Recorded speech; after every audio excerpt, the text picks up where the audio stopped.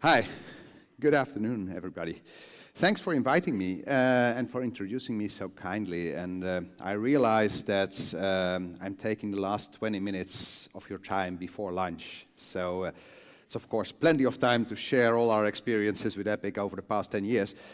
But fortunately, I will be around, so don't worry. I'm Ronald Petru, whatever you want to pronounce it. I'm a physician with a kind of long programming background before I went to medical school and became a physician, pediatrician, pediatric intensivist. And I've been a physician for about 25 years and still working half-time as a pediatrician, and for the other half, I've been the Chief Medical Information Officer, the CMIO of the Radboud University Medical Hospital for the past 5.5 years. And I've recently, in August, handed over to a younger new colleague, intending to focus more on data science and the content. And actually, I've freed, on request in my agenda, a few days a month to help the platform and you all to try to at least give you our experiences and our ideas, and so that you can make a choice of what you want. Some contents of my presentation, I'll try to keep everything a little bit short, but I'll give you some introduction about our organization, a little bit about the basic strategy that led to the Epic implementation. We were actually the first major hospital to implement Epic enterprise-wide outside North America, so we had no foundation system, we had very limited language support at the time. So we did some pioneering work, and after that we were in contact with all hospitals outside North America that have ever considered Epic. So we've done a lot of visits for hospitals all around Europe and even further away. I'll share some lessons learned. Oh, it's very sensitive, this one. Sorry. Yeah. I have nothing to disclose. I have no financial interest whatsoever, never took a penny from any company, and even here I'm still 100% employee of my organization, and they're simply reimbursed by Health Platform for the time that I spent here. My only interest is to make it better for patients and those who care for patients, and at the bedside as a physician I can do it for one patient at a time. And by smart IT solutions, I can sometimes help thousands of patients or physicians to make life better for them. So that's about my motivation. I do a lot of things on the national level in the Netherlands and some on international level as well. And as I said, I've just started for a few days a month as an advisor to Health Platform. And unfortunately, I don't speak Norwegian yet, although I start to understand a little bit. And as you saw probably from the title, yeah. From the title, our languages are quite similar, so reading is not a big problem for me.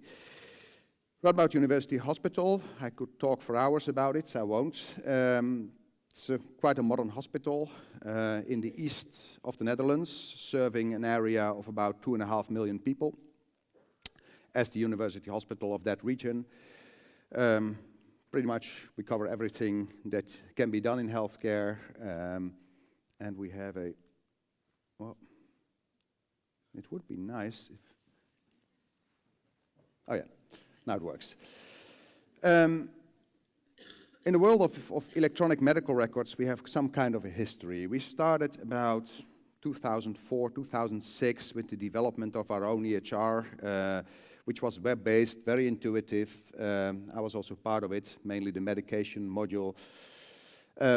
Had a lot of commercial apps and software to it to make it work for all kinds of other specialties that we tried to interface as much as we could. And from that philosophy and from our basic strategy of our hospital, we found that it was not sustainable in the direction of the future and that we needed a strong commercial partner with a strong integrated platform. So through European tender, it was Epic, and we actually started preparing in 2011, 2012, and went live in October 2013. This is really a bit annoying. Yeah.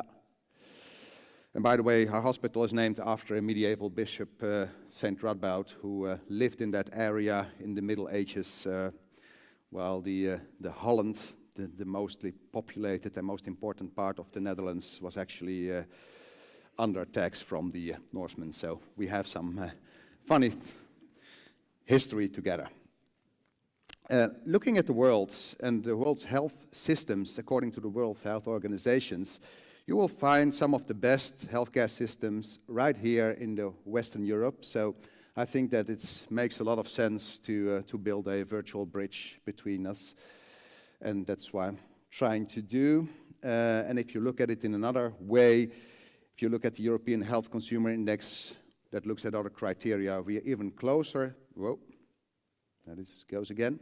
We're even closer, and not a complete coincidence, I think, that when you see these red E's, that's the countries where EPIC is active. That's also, according to the Euro Health Index, the leading countries in European healthcare that are actually interested in implementing EPIC. And there are many other relationships as well, which I won't go into detail. This is difficult.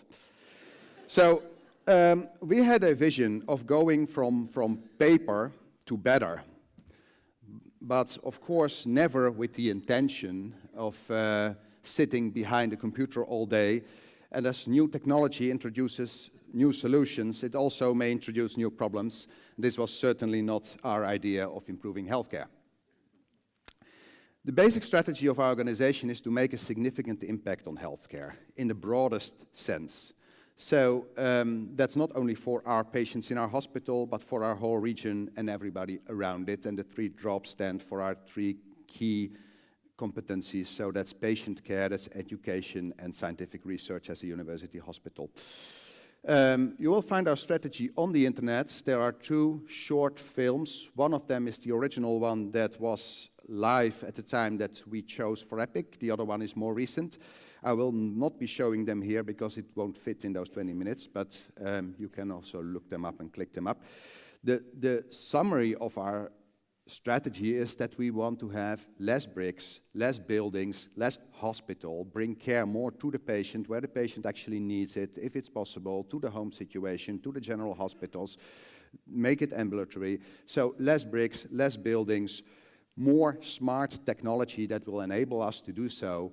But overall, the most important thing is you need also different behavior. You need to open up your mind, look back at what you're doing now today, and consider, hey, with all the possibilities that modern technology gives me, all the information that I could have, how would I do my job? How do I see my discipline, my job, as a care provider in the next 5 or 10 or more years?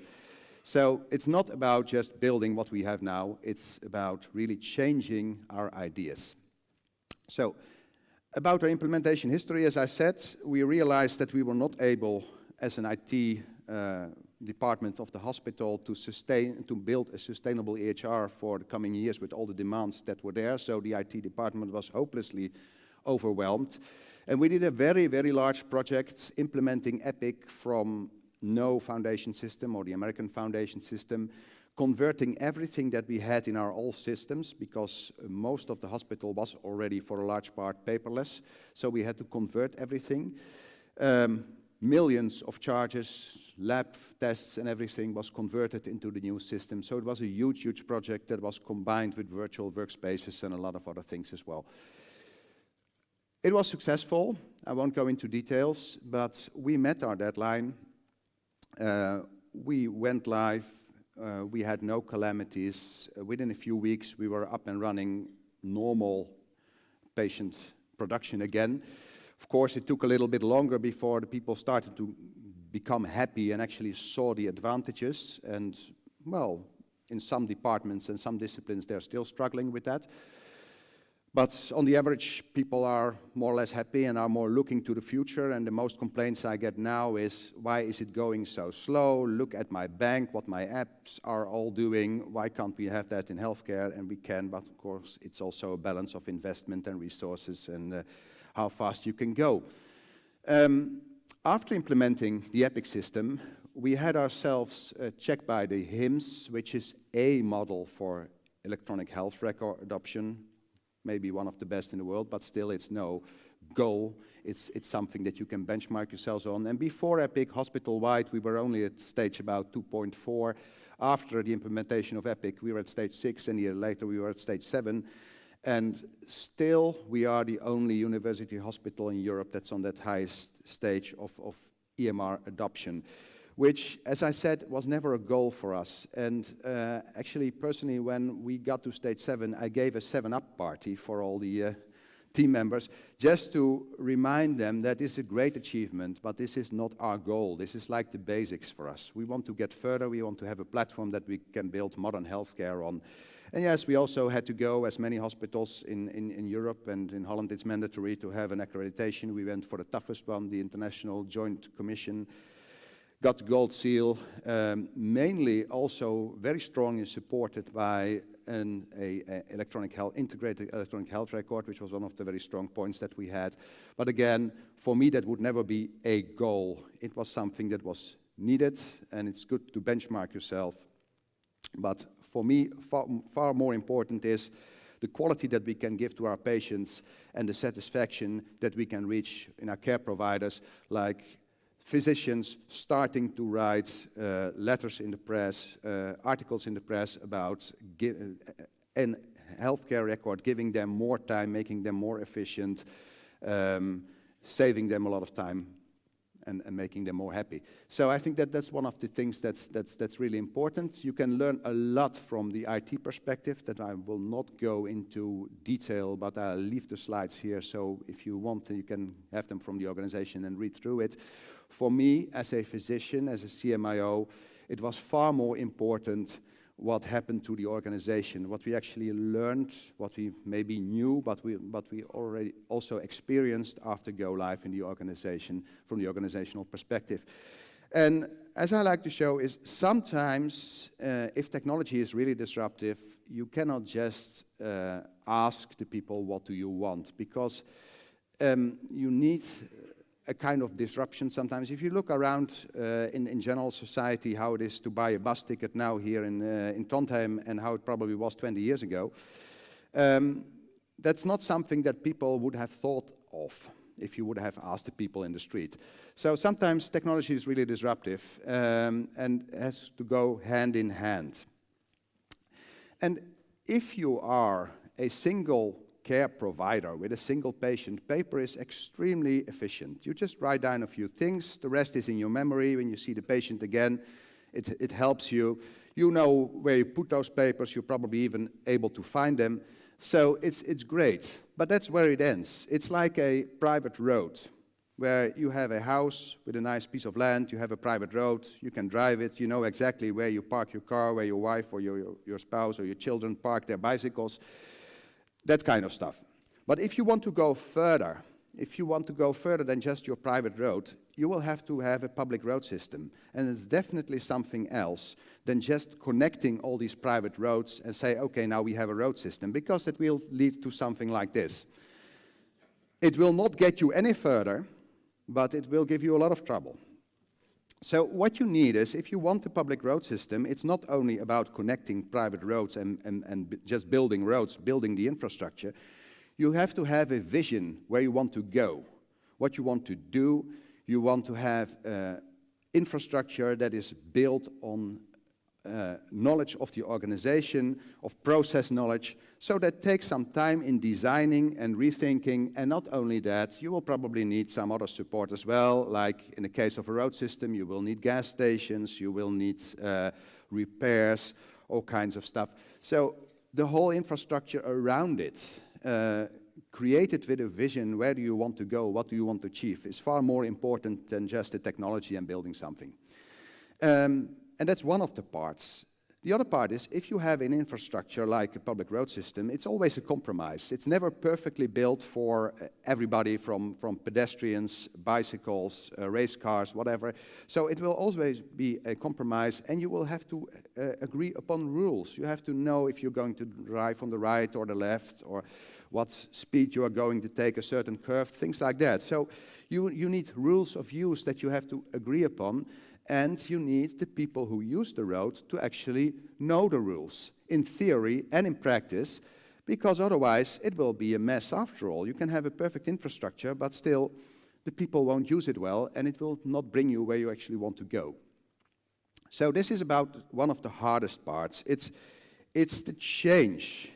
Everybody wants it to change, but as soon as you touch the people's work, say, well, okay, we can change it for you, but you will have to change something to really make use of it. That's sometimes called the digital transformation. That takes years, and it's very painful and very hard for people to do. So that's really difficult. Everybody wants it to change, as long as they don't have to change too much. Which also explains that no matter what you do, if you go live, you always go to a trough of disillusion. So you will always have a peak of expectations when you say, well, this was going to be great, this is going to solve everything.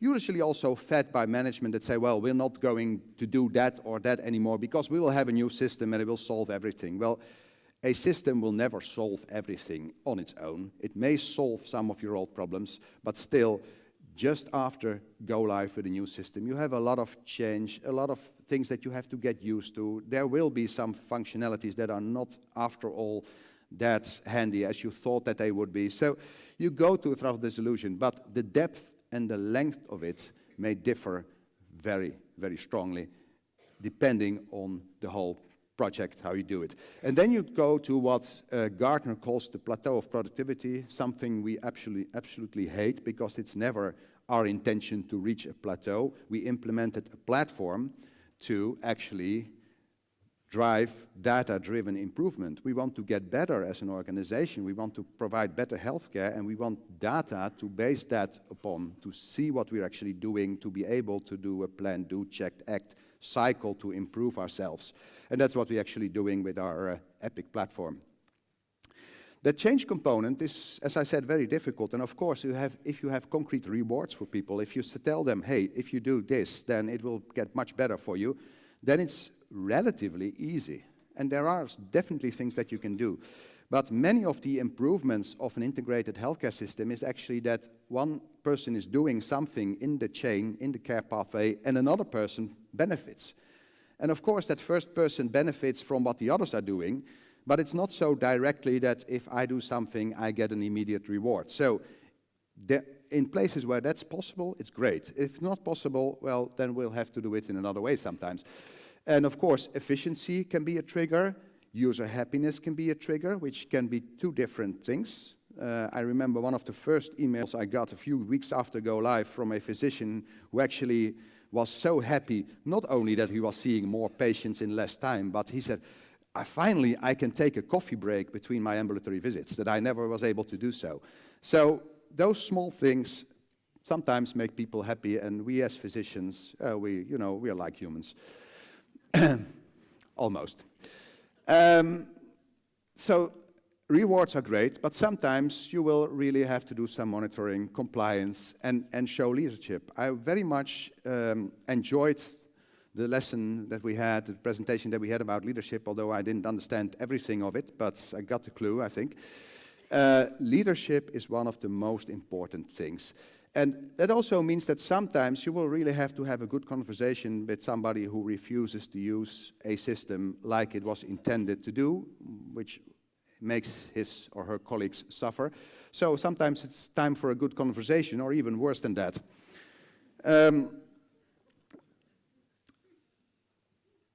Apart from leadership, it's a team effort.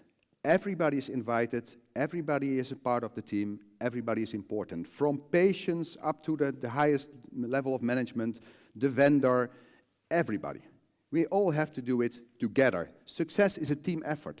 And if you look at car racing, everybody always talks about the car, the driver, the engine. Very, very important, of course, and may determine whether you win a lap. But if you want to win the race, it's actually a team effort of all the people involved. Everybody, from the technicians, the cleaning people, everybody else, everybody is involved.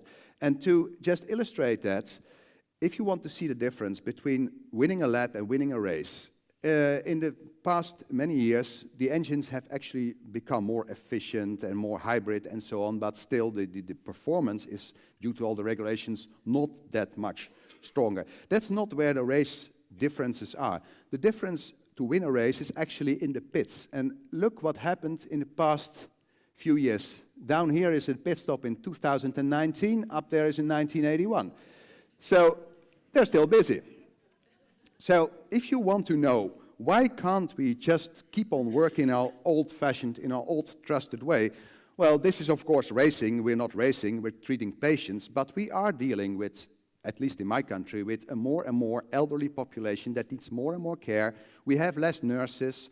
The nurses, in the future, we will never have enough nurses to take care of all those people. We will not have enough resources, so we'll have to think of smart ways to do it. So it's much easier said than done, but one of the most important things is make the system your own. This is the way, whether you like it or not, this is the way that you're going to do healthcare in the future. So better be part of it, take ownership, and make it your own, and look at, well, how could I improve my way of working given the fact that I will have a platform that will have all the information about the patient. So as I said, we are not only looking at, well, going live and that's it. No, for us it was a basis, a platform to build on.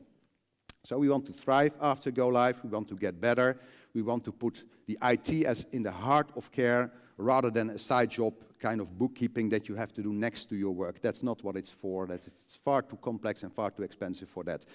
So a few screenshots just to give you some ideas of what that means. This is the whole decision support and the whole process behind ordering chemotherapy for an oncology patient until the patient actually gets the bag.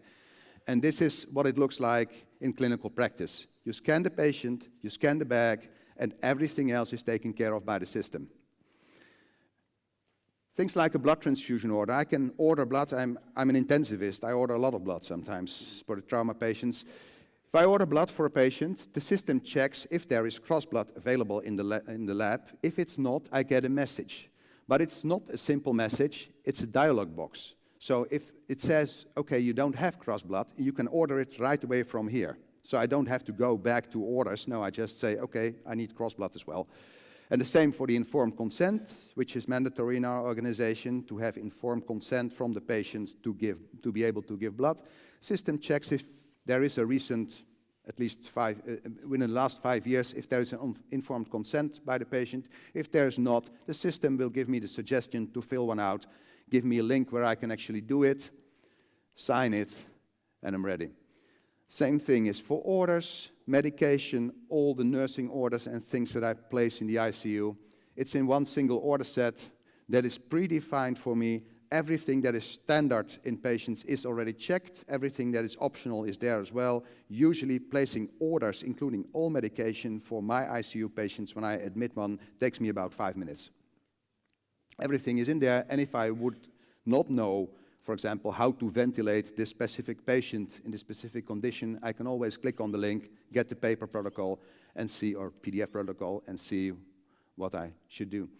So, physical examination in buttons looks very complex. Actually, this was one thing that my colleagues were very happy with, because with a few clicks, you have documented all your physical examination. You can retrieve it easily, you can reuse it for other purposes, and you can actually pull it into a note and use it as common, but you don't have to type anything. Device integration, all the bedside devices were integrated from the start, from go live. A lot of decision support. As I like to say, I don't like message boxes, I don't like pop-ups, I don't like things like that. I want to guide the people to do the right thing rather than warning them, hey, you're stupid, you've done something wrong. So I show them on the fly what it will mean if they would sign a certain order. We show them results of complex calculations with a lot of decision support behind it, without pop-ups, just to show them, okay, so this is what you're currently doing. The overviews are structured in a completely different way. As a physician, I look at respiration, I look at circulation, I look at neurology. I'm not interested whether the result comes from the lab, from the nurse, if it's medication or whatever. I want to see everything about respiration in one block. So the traditional way of looking into the doctor's notes, the nurse's notes, the X-ray, the lab results, the medication lists, it's all gone. You can simply put that in one summary and say, okay, I want to see about respiration, I want to look at circulation from all sources. Ronald, it's time. I know, it's time. I'm sorry. I said it's a challenge to do it in 20 minutes. Yes. External things, I click just through it. A lot of smart forms that we use. Preparation, also for breast milk and all kinds of other things. Real-time dashboards. Do it yourself. Reports. You can ask the system almost anything and you will get the answers right away. Bed planning. If the system knows everything about all the patients in the hospital, it also knows that you'll have a bed problem in 3 weeks in a certain department. So you can actually plan your staff according to it. International benchmarking, patient interaction. Well, you know, I could talk for hours. Do you have 100 more foils? Well, I'll leave the presentation here anyway. Yes. But I think Do that. The most important conclusions is make it part of the primary process. Embrace this. This is the way you're going to do healthcare, whether you like it or not. Do not think of it as digital paper. Look at the opportunities, what you actually can do with it. Don't think in silos. Think in integrated healthcare around the patient, not in specialties, not in locations, but integrated healthcare around the patient. Don't expect heaven on earth, and don't expect the system to solve everything for you. Roland, thank you for sharing experiences. Maybe we all come to visit. I'll be around.